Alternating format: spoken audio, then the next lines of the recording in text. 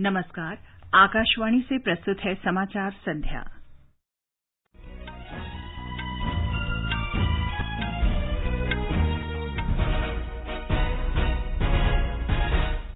कोविड-19 से स्वस्थ होने वालों की संख्या 19 लाख से अधिक हुई। देश में दैनिक परीक्षण क्षमता 10 लाख पहुंची। बिहार में कोविड-19 संक्रमण को देखते हुए शहरी क्षेत्रों में लॉकडाउन 6 सितंबर तक बढ़ाया गया। पर्यावरण मंत्री प्रकाश जावड़ेकर ने कहा, डॉल्फिन परियोजना अगले 15 दिन में आरंभ होगी। संयुक्त प्रवेश परीक्षा जेईई 1 से 6 सितंबर के बीच और राष्ट्रीय पात्रता प्रवेश परीक्षा एनईईटी 13 सितंबर को आयोजित होगी। उच्चतम न्यायालय ने इन परीक्षाओं को स्थगित करने संबंधी याचिका खारिज की। उपराष्ट्रपति एम वेंकैया नायडू ने कहा, उच्च शिक्षा संस्थानों में शोध समाज के लिए प्रासंगिक होने चाहिए और हिंदुस्तानी शास्त्रीय संगीत के प्रख्यात गायक पंडित जसराज का निधन, राष्ट्रपति और प्रधानमंत्री ने शोक व्यक्त किया।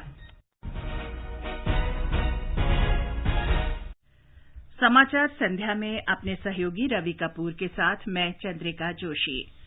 देश में अब तक कोविड-19 से ठीक हुए लोगों की कुल संख्या बढ़कर 19,19,842 हो गई है। अब तक कोविड-19 से संक्रमण के कुल मामले बढ़कर 26,47,664 हो गए हैं। स्वास्थ्य मंत्रालय ने कहा है कि पिछले 24 घंटे में 57,982 लोगों में संक्रमण की पुष्टि हुई है, जबकि इससे 941 मौतें भी हुई हैं। इस समय देश में 6,76,900 रोगियों का इलाज चल रहा है। महामारी के संक्रमण में मारे गए लोगों की संख्या 50,930 हो गई है, जबकि केस फर्टिलिटी रेट गिरकर 1.92% रह गई है। देश में अब तक 3 करोड़ कोविड परीक्षण करने का नया कीर्तिमान स्थापित हुआ है। स्वास्थ्य मंत्रालय ने कहा है कि भारत ने अपनी दैनिक परीक्षण क्षमता बढ़ाकर 10 लाख करने के लक्ष्य को प्राप्त कर लिया है। देश में आसानी से परीक्षण कराने के लिए नैदानिक प्रयोगशालाओं और सुविधाओं के विशाल नेटवर्क से स्वास्थ्य जांच में जबरदस्त तेजी आई है। पिछले 24 घंटे में कुल 7,31,000 परीक्षण पूरे किए गए हैं। देश में प्रति 10 लाख जनसंख्या पर परीक्षणों की संख्या बढ़कर 21,000 हो गई है। 14 जुलाई तक देश में कुल 1 करोड़ 20 लाख परीक्षण किए जा चुके थे, जबकि 16 अगस्त को इनकी संख्या बढ़कर 3 करोड़ हो गई है। कोविड-19 के परीक्षणों में जबरदस्त तेजी से रोगियों का जल्द से जल्द पता लगाने और उनके आइसोलेशन में मदद मिली है। बिहार में कोविड-19 संक्रमण को देखते हुए राज्य सरकार ने शहरी क्षेत्रों में लॉकडाउन को 6 सितंबर तक बढ़ा दिया है। राज्य के गृह मंत्रालय द्वारा जारी दिशा निर्देशों में कहा गया है कि राज्य मुख्यालय, जिला मुख्यालयों, सब डिवीजन मुख्यालयों, ब्लॉक मुख्यालयों तथा सभी नगरीय क्षेत्रों में 6 सितंबर तक अतिरिक्त प्रतिबंध लागू रहेंगे। एक रिपोर्ट। लॉकडाउन के दौरान सरकारी और निजी शैक्षणिक संस्थान बंद रहेंगे। शॉपिंग मॉल, सिनेमा हॉल और थिएटर को बंद रखने का निर्देश दिया गया है। आवश्यक सेवाओं को छोड़कर अन्य गतिविधियों पर प्रतिबंध जारी रहेगा। धार्मिक स्थलों और सार्वजनिक स्थानों पर किसी तरह का कार्यक्रम आयोजित नहीं किया जाएगा। रात 10 बजे से सुबह 5 बजे तक नाइट कर्फ्यू लागू रहेगा। कंटेनमेंट जोन में किसी भी तरह की कोई गतिविधि नहीं होगी। सार्वजनिक बसों पर पहले की तरह रोक रहेगी। रेल और विमान का परिचालन जारी रहेगा। रेस्टोरेंट में बैठकर खाने की अनुमति नहीं होगी। हालांकि रेस्टोरेंट से खाना पैक कराकर घर ले जा सकते हैं या ऑर्डर पर मंगा सकते हैं। आकाशवाणी समाचार के लिए पटना से कृष्ण कुमार लाल। पश्चिम बंगाल सरकार ने आज कोविड रोगी प्रबंधन प्रणाली की शुरुआत की है। मुख्यमंत्री ममता बनर्जी ने कोलकाता के 3 कोविड अस्पतालों में इस प्रणाली का उद्घाटन किया है। इस प्रणाली से सरकारी अस्पतालों में उपचार कराने वाले मरीजों के परिजन संक्रमित व्यक्ति की वास्तविक स्थिति जान सकेंगे। राज्य के मुख्य सचिव राजीव सिन्हा ने बताया कि स्वास्थ्य विभाग की वेबसाइट पर क्लिक करते ही रोगी की स्थिति को जान सकेंगे। उन्होंने कहा कि 1 सप्ताह के भीतर राज्य के 84 कोविड अस्पतालों को इस प्रणाली से जोड़ दिया जाएगा। स्वास्थ्य मंत्री डॉक्टर हर्षवर्धन ने कहा है कि कोविड-19 महामारी ने देश में मजबूत सार्वजनिक स्वास्थ्य प्रणाली कायम करने के लिए देश में स्वास्थ्य सुविधाओं के बारे में फिर से विचार करने का अवसर प्रदान किया है। आज नई दिल्ली में भारतीय उद्योग परिसंघ CII के 2 दिन के सम्मेलन को वीडियो कॉन्फ्रेंसिंग के जरिए संबोधित करते हुए उन्होंने ये बात कही। कोरोना महामारी की रोकथाम के लिए भारत की सफल रणनीति का जिक्र करते हुए उन्होंने सरकारी कार्यक्रमों को व्यापक सामाजिक आंदोलन में बदलने की देश की क्षमता की प्रशंसा की। उन्होंने कहा कि इसी क्षमता से भारत से चेचक और पोलियो जैसी बीमारियों का उन्मूलन हो पाया है। करगिल में कारगी ताइसुरु, चोस्कोर ताइसुरु और योल्जक ताइसुरु सहित मुख्यालय बारू क्षेत्रों को कंटेनमेंट क्षेत्र घोषित कर दिया गया है। इन इलाकों में कोविड-19 के नए मामलों की पुष्टि हुई है। करगिल के जिला कलेक्टर बशीरुल हक चौधरी ने इन क्षेत्रों को कंटेनमेंट जोन घोषित किया। करगिल प्रखंड में कोविड-19 के सबसे अधिक 228 सक्रिय मामले हैं। केंद्रीय अल्पसंख्यक कार्य मंत्री मुख्तार अब्बास नकवी ने कहा है कि कोरोना महामारी देशवासियों के लिए देखभाल, निष्ठा और विश्वास का समय लेकर आई है। आज नई दिल्ली में राष्ट्रीय अल्पसंख्यक विकास और वित्त निगम की ओर से एक अस्पताल को दी गई मोबाइल क्लिनिक वैन को रवाना करते हुए उन्होंने कहा कि इस महामारी के दौरान भारतवासियों ने विश्व के सामने मजबूत इरादे और सद्भावना की मिसाल पेश की है। यह अत्याधुनिक मोबाइल वैन मरीजों को आपातकालीन सहायता उपलब्ध कराएगी। श्री नकवी ने कहा कि अल्पसंख्यक कार्य मंत्रालय के कौशल विकास कार्यक्रम के अंतर्गत 1,500 स्वास्थ्य सहायकों को कोविड मरीज के इलाज की मदद के लिए प्रशिक्षित किया गया। उन्होंने बताया कि कोरोना प्रभावित लोगों को क्वारंटीन और अलग रखने के लिए देश भर के 16 हज हाउसों को राज्य सरकारों को दिया गया। समूचे विश्व में इस समय कोविड-19 के 2,12,60,760 सक्रिय मामले हैं। विश्व स्वास्थ्य संगठन ने बताया है कि इस महामारी से अब तक 7,61,018 मौतें हो चुकी हैं। पिछले 24 घंटों के दौरान संक्रमण के 2,76,644 नए मामले सामने आए हैं। ये समाचार हमारी वेबसाइट newsonair.com/hindi और हमारे mobile app news on AIR पर भी उपलब्ध हैं।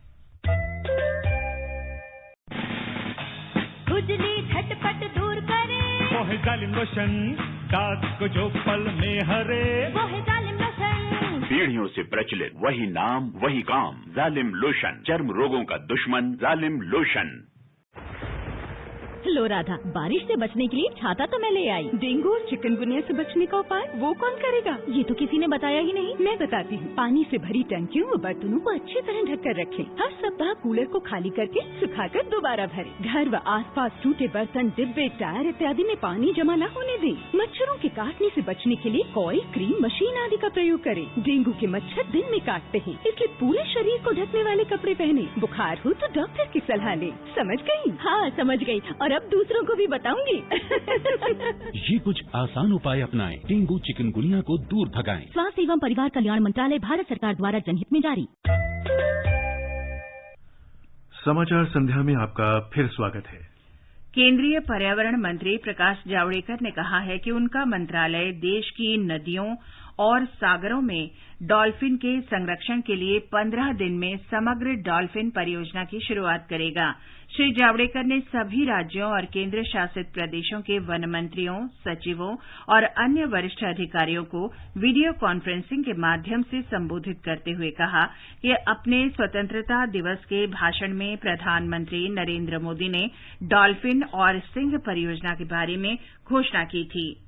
आज हमारे रिवर सिस्टम में 3,000 से ज्यादा डॉल्फिन है और हमारे 12 राज्यों में जो सागर किनारा है उसमें भी डॉल्फिन्स मिलते हैं। तो दोनों डॉल्फिन का संरक्षण और संवर्धन करना यह हमारा काम है और प्रधानमंत्री जी का आदेश है। हम आने वाले 15 दिन में उसकी पूरी रूपरेखा तैयार करेंगे। तो डॉल्फिन को संरक्षण और संवर्धन करने का कार्यक्रम हम सुनिश्चित करके सबके सामने रखेंगे। आप सबको उसमें शामिल होना है। श्री जावड़ेकर ने कहा कि देश में शेरों की आबादी बढ़कर 600 से अधिक हो गई है। उन्होंने राज्यों से क्षतिपूरक वनीकरण कोष प्रबंधन और योजना प्राधिकरण की 80% धनराशि वृक्षारोपण गतिविधियों और शेष धनराशि क्षमता निर्माण और बुनियादी ढांचे के निर्माण पर खर्च करने का अनुरोध किया। केंद्रीय मंत्री ने कहा कि वित्त आयोग ने वन पर खर्च को 10% तक बढ़ा दिया है। उन्होंने कहा कि राज्यों को अपना वन बजट बढ़ाना चाहिए। उपराष्ट्रपति वेंकैया नायडू ने कहा है कि भारतीय प्रौद्योगिकी संस्थान आईआईटी और अन्य उच्च शिक्षा संस्थानों में किए जाने वाले शोध समाज के लिए प्रासंगिक होने चाहिए। वीडियो कॉन्फ्रेंस के माध्यम से दिल्ली आईआईटी के हीरक जयंती समारोह का आज उद्घाटन करते हुए उन्होंने कहा कि इन संस्थाओं को जलवायु परिवर्तन से लेकर स्वास्थ्य संबंधी समस्याओं के समाधान का पता लगाने पर ध्यान केंद्रित करना चाहिए। The IITs across the country have taken up several projects relating to COVID-19, including development of low-cost ventilators, PPEs, testing kits, apart from artificial intelligence studies on epidemic patterns and disease dynamics. While finding answers to various challenges posed by COVID-19, we should be better prepared to tackle any future pandemic. For that to happen, there should be greater collaboration and synergy between experts from different domains. The research at IITs and other higher education institutions must be relevant to society. उपराष्ट्रपति ने कहा कि भारतीय संस्थानों को दुनिया के सबसे अच्छे संस्थानों में तभी गिना जाएगा जब वे राष्ट्र के सामने आने वाली समस्याओं का स्थायी समाधान खोज लेंगे। किसानों और ग्रामीण भारत के सामने आने वाली समस्याओं पर ध्यान देने के लिए आईआईटी के छात्रों का आह्वान करते हुए श्री नायडू ने उनसे न केवल कृषि उत्पादन बढ़ाने के लिए काम करने को कहा, बल्कि विशेष रूप से पौष्टिक और प्रोटीन युक्त भोजन के उत्पादन पर भी ध्यान देने को कहा। नई शिक्षा नीति पर प्रसन्नता व्यक्त करते हुए उपराष्ट्रपति ने कहा कि इससे भारत को विश्व का एक प्रमुख शिक्षा केंद्र बनाने में मदद मिलेगी। इस अवसर पर केंद्रीय शिक्षा मंत्री रमेश पोखरियाल निशंक समेत कई गणमान्य व्यक्ति उपस्थित थे। श्री पोखरियाल ने कहा कि नई शिक्षा नीति से देश में प्रतिभा का विस्तार होगा। यह शिक्षा नीति देश को बहुभाषी भी बनाएगी, आशावादी भी बनाएगी, निष्ठावादी भी बनाएगी। और ये जो शिक्षा नीति है नेशन फर्स्ट और कैरेक्टर मस्ट, जिसमें श्रीमान लोकल भी होगा, ग्लोबल भी होगा, लोकस भी होगा, फोकस भी होगा, टैलेंट पैदा भी होगा, टैलेंट का विस्तार भी होगा, टैलेंट भी होगा, कंटेंट भी होगा, पेटेंट भी होगा और रिलीवेंट भी होगा। भारतीय प्रौद्योगिकी संस्थान आईआईटी दिल्ली के प्राध्यापकों और विद्यार्थियों ने पिछले 5 वर्षों में 500 से अधिक पेटेंट दर्ज कराए हैं और अंतर्राष्ट्रीय शोध पत्रों में 10,000 से अधिक रिसर्च पेपर छपवाए हैं। आईआईटी दिल्ली की अनुसंधान परियोजनाओं में पिछले 5 वर्षों में प्रतिस्पर्धी अनुदान सहायता के रूप में 4 गुना बढ़ोतरी हुई है और ये वर्ष 2016 में 100 करोड़ रुपए से बढ़कर 2019 में करीब 400 करोड़ रुपए हो गई है। आईआईटी दिल्ली के पूर्व विद्यार्थियों ने करीब 800 स्टार्टअप्स बनाए हैं, जो देश की किसी भी अन्य संस्था के पूर्व छात्रों की तुलना में अधिक हैं। भारतीयों द्वारा दुनिया भर में बनाए गए $1 अरब से अधिक लागत के 30 स्टार्टअप्स में से 15 आईआईटी दिल्ली के पूर्व विद्यार्थी रहे हैं। आईआईटी दिल्ली के पूर्व विद्यार्थियों ने अपने स्टार्टअप्स के जरिए रोजगार के 3 करोड़ से अधिक अवसर पैदा किए हैं और निवेश के रूप में $19 अरब जुटाए हैं। उपराष्ट्रपति एम वेंकैया नायडू कल नव प्रवर्तन संबंधी उपलब्धियों के लिए अटल रैंकिंग ऑफ इंस्टीट्यूशंस यानी ARIIA 2020 के परिणाम जारी करेंगे। ARIIA शिक्षा मंत्रालय की पहल है, जिसका उद्देश्य भारत में उच्च शिक्षा संस्थाओं और विश्वविद्यालयों को उनके द्वारा किए गए नवाचार, स्टार्टअप और उद्यमियों के विकास के आधार पर रैंकिंग प्रदान करना है। अखिल भारतीय तकनीकी शिक्षा परिषद के अध्यक्ष प्रोफेसर अनिल सहस्त्रबुद्धे ने कहा कि आज सारी दुनिया वैश्विक नव प्रवर्तन सूचकांक की सूची में भारत की स्थिति में उल्लेखनीय सुधार होते देख रही है। उच्चतम न्यायालय ने कोविड-19 संक्रमण को देखते हुए राष्ट्रीय पात्रता प्रवेश परीक्षा NEET और संयुक्त प्रवेश परीक्षा JEE को स्थगित करने संबंधी याचिका आज खारिज कर दी। न्यायालय ने कहा कि छात्रों के भविष्य को बहुत समय तक अधर में लटकाए नहीं रखा जा सकता।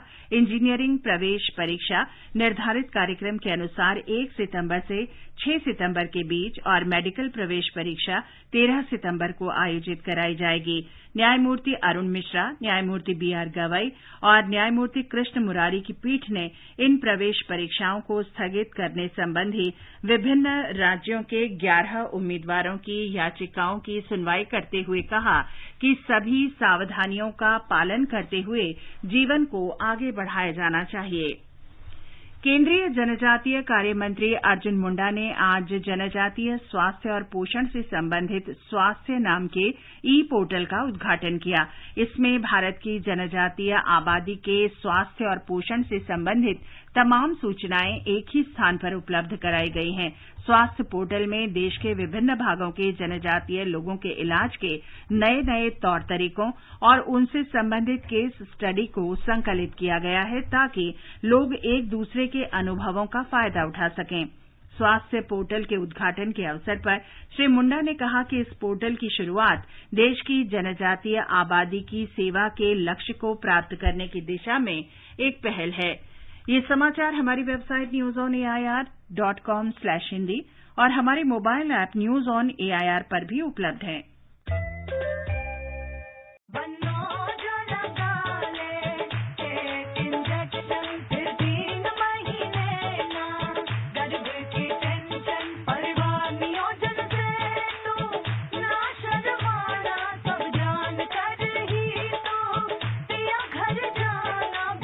आधुनिक और आसान होते जा रहे हैं परिवार नियोजन के साधन, जैसे नया MPA इंजेक्शन। फोन करें और पाएं परिवार नियोजन से जुड़ी हर जानकारी। जोड़ी जिम्मेदार जो प्लान करे परिवार। स्वास्थ्य एवं परिवार कल्याण मंत्रालय, भारत सरकार द्वारा जनहित में जारी।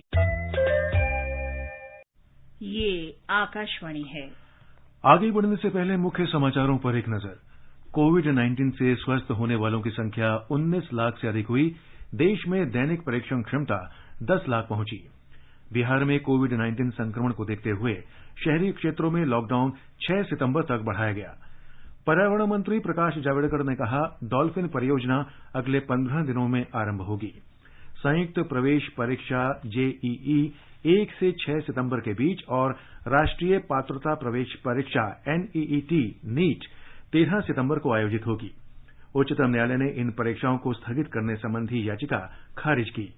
उपराष्ट्रपति M वेंकैया नायडू ने कहा, उच्च शिक्षा संस्थानों में शोध समाज के लिए प्रासंगिक होने चाहिए।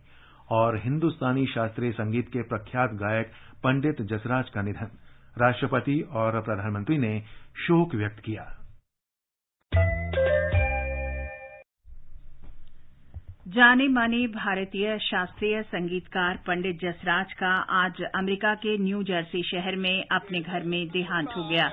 वे 90 वर्ष के थे। उनके परिवार की ओर से जारी वक्तव्य में आज बताया गया कि पंडित जसराज ने हृदय गति रुक जाने से आज सुबह अंतिम सांस ली। वे मेवाती घराने के गायक थे।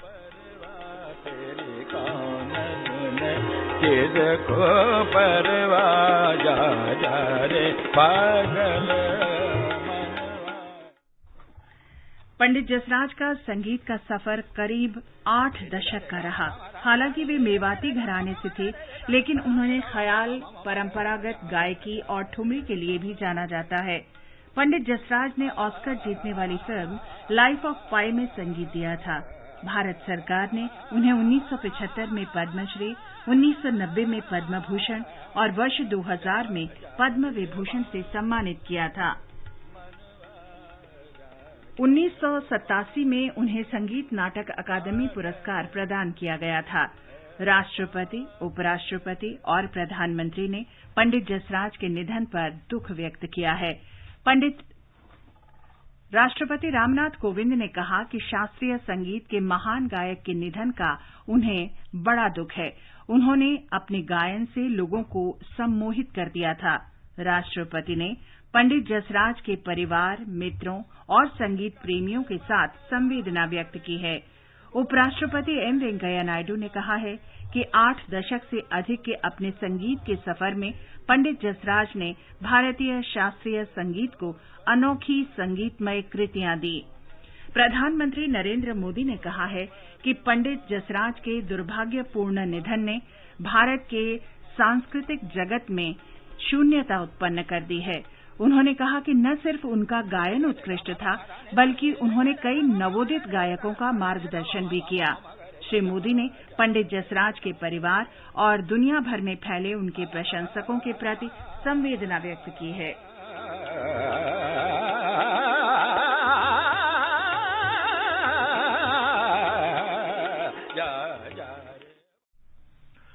ऊपरी पहाड़ी क्षेत्रों तथा नेपाल से आने वाले पानी और जारी तेज बारिश के कारण उत्तर प्रदेश के कई हिस्सों में भीषण बाढ़ की स्थिति बनी हुई है। राज्य के तराई और पूर्वी भाग सबसे ज्यादा प्रभावित हैं।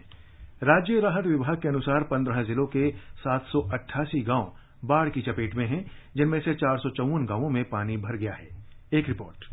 अम्बेडकर नगर अयोध्या, आजमगढ़, बहराइच, बलिया, बाराबंकी, बस्ती, देवरिया, गोंडा, गोरखपुर, लखीमपुर खीरी, कुशीनगर, मऊ, संतकबीर नगर और सीतापुर जनपद बाढ़ से प्रभावित हैं। शारदा, घाघरा और सरयू सहित कई नदियां विभिन्न स्थानों पर लाल निशान के ऊपर बह रही हैं। मुख्यमंत्री योगी आदित्यनाथ ने अधिकारियों को तटबंधों की लगातार निगरानी करते रहने के निर्देश दिए हैं। वहीं बाढ़ प्रभावित लोगों को सभी संभव सहायता उपलब्ध कराने के लिए कहा है। उन्होंने बाढ़ प्रभावित क्षेत्रों में शरणार्थी शिविरों में रह रहे लोगों का कोविड-19 स्वास्थ्य परीक्षण के निर्देश दिए हैं। 331 शरणार्थी शिविरों में लोगों को राशन किट वितरित किए जा रहे हैं।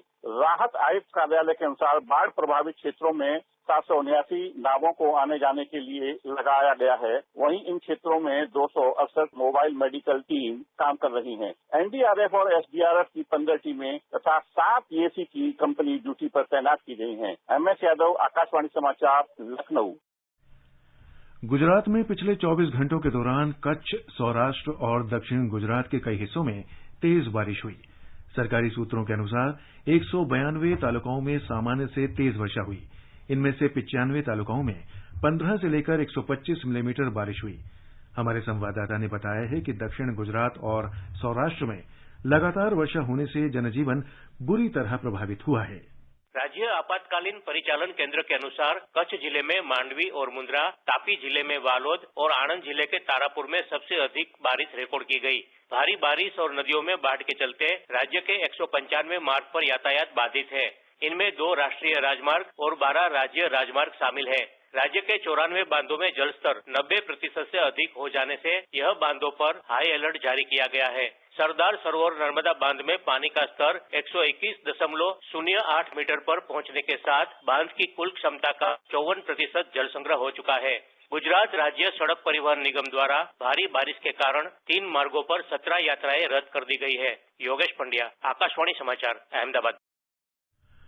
सीमा सड़क संगठन ने उत्तराखंड के पिथौरागढ़ जिले के जौलजीबी में 180 फुट के अस्थायी पुल का निर्माण किया है। लगातार भूस्खलन और मूसलाधार बारिश के बावजूद पुल का निर्माण 3 सप्ताह से भी कम समय में पूरा कर लिया गया।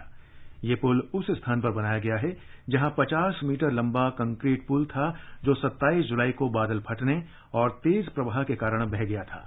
इस पुल के निर्माण से जौलजीबी और मुनस्यारी के बीच संपर्क बहाल हो गया है और आसपास के 20 गांवों के 15,000 लोगों को राहत मिली है। भारतीय मौसम विभाग ने कहा है कि अगले 24 घंटों में कोंकण और मध्य महाराष्ट्र में भारी से बहुत भारी वर्षा होने का पूर्वानुमान व्यक्त किया गया है। पश्चिमी घाट में कुछ स्थानों पर बेहद भारी वर्षा होने का भी अनुमान लगाया गया है। मौसम विभाग ने मराठवाड़ा क्षेत्र में बाढ़ की स्थिति का भी पूर्वानुमान व्यक्त किया है। तेलंगाना में लगातार तेज बारिश होने से कई क्षेत्रों में पानी भर गया है। कृष्णा, गोदावरी सहित राज्य की कई प्रमुख नदियां, जिनमें गोदावरी नदी भद्राचलम में 53 फीट के खतरे के निशान से ऊपर बह रही है। तेज वर्षा के कारण उत्तरी और पूर्वी तेलंगाना जिलों में हजारों एकड़ फसल को नुकसान पहुंचा है। वारंगल के निचले क्षेत्रों से 5,000 से अधिक लोगों को निकाला गया है। तेज वर्षा के कारण कई आवासीय कॉलोनियों में पानी भर गया है। इस बीच मुख्यमंत्री चंद्रशेखर राव ने आज हैदराबाद में वरिष्ठ अधिकारियों के साथ स्थिति की समीक्षा की और जिले के अधिकारियों अधिकारियों को सतर्क रहने का निर्देश दिया।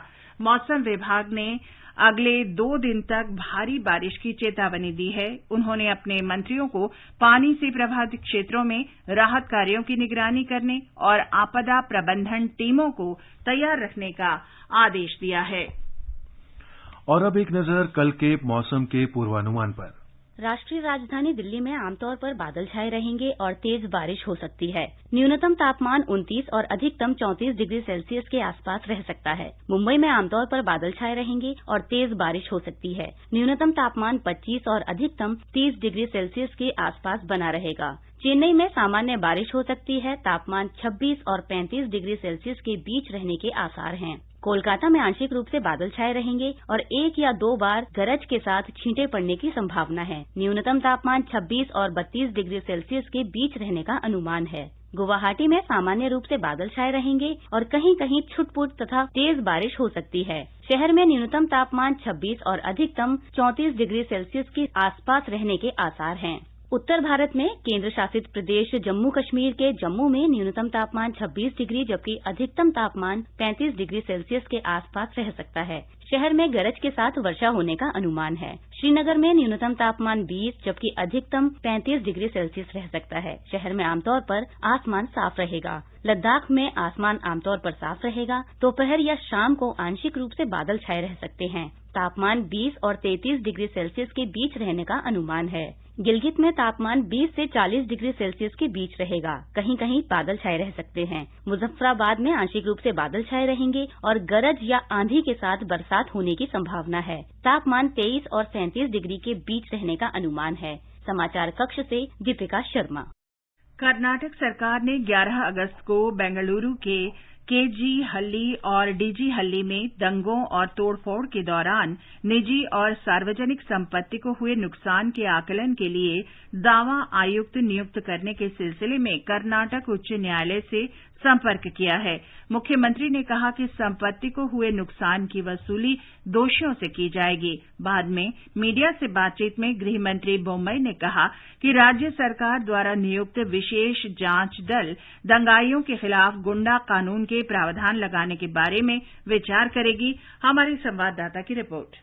राज्य सरकार अपने एडवोकेट जनरल के द्वारा हाई कोर्ट में दरखास्त करेगी कि न्यायालय क्लेम कमिश्नर की नियुक्ति करे जो बेंगलुरु दंगे में हुए जानमाल के नुकसान का अंदाजा लगा सकें। सरकार ने आज ये भी तय किया कि मुकदमे का प्रतिनिधित्व करने के लिए 3 पब्लिक प्रोसिक्यूटर्स भी नियुक्त किए जाएं। पुलिस द्वारा पता लगाया जा रहा है कि क्या इन दंगों में किसी संगठन का हाथ है। पुलिस फायरिंग की जांच डिस्ट्रिक्ट मजिस्ट्रेट करेंगे। इस फायरिंग में 3 लोगों की जान गई थी। दंगाइयों ने उस रात एक एमएलए का घर जला दिया था, रास्ते पर खड़े वाहनों के साथ आगजनी की थी और घरों के अंदर लूटमार मचाई थी। आपत्तिजनक एफबी पोस्ट के बाद ये दंगे हुए थे। सुधींद्र, आकाशवाणी समाचार, बेंगलुरु।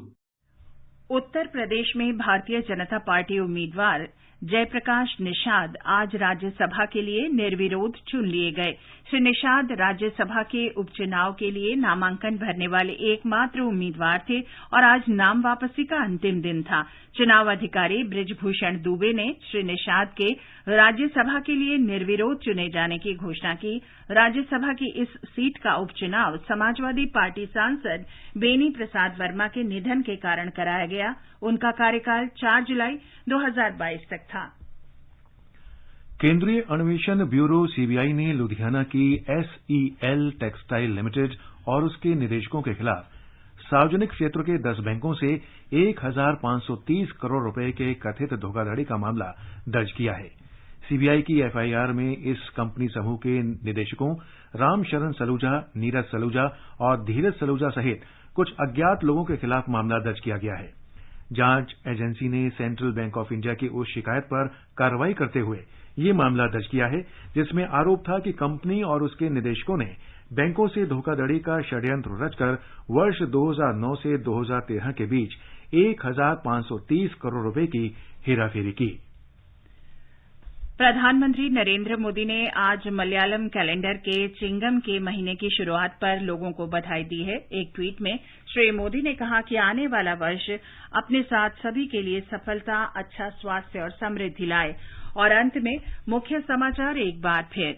कोविड-19 से स्वस्थ होने वालों की संख्या 19 लाख से अधिक हुई। देश में दैनिक परीक्षण क्षमता 10 लाख पहुंची। बिहार में कोविड-19 संक्रमण को देखते हुए शहरी क्षेत्रों में लॉकडाउन 6 दिसंबर तक बढ़ाया गया। पर्यावरण मंत्री प्रकाश जावड़ेकर ने कहा, डॉल्फिन परियोजना अगले 15 दिनों में आरंभ होगी। संयुक्त प्रवेश परीक्षा जेईई 1 से 6 सितंबर के बीच और राष्ट्रीय पात्रता प्रवेश परीक्षा एनईईटी 13 सितंबर को आयोजित होगी। और शास्त्रीय संगीत के प्रख्यात गायक पंडित जसराज का निधन, राष्ट्रपति और प्रधानमंत्री ने शोक व्यक्त किया। इसके